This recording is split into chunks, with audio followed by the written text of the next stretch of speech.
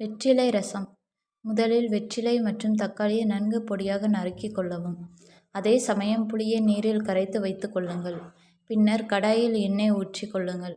எண்ணெய் சூடானதும் கடுகு போடவும். பின் தக்காளியை சேர்த்து வதக்கிக் கொள்ளுங்கள்.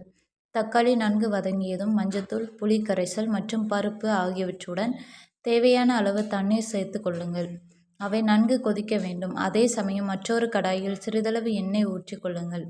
பின் தனியாத்தூள், மிளகு, சீரகப் பொடி ஆகியவற்றை நன்கு வதக்கிக் கொள்ளுங்கள்.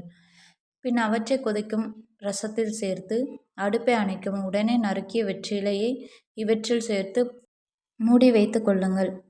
15 நிமிடம் அப்படியே விட்டு விடுங்கள். சூடான வெற்றிலை ரசம் தயாராகிவிட்டது. பின் சூடான சாதத்துடன் ஊற்றி சாப்பிடுங்கள். இது சளி, இருமல் போன்ற பிரச்சனைகளுக்கு நிவாரணம் அளிக்கும்.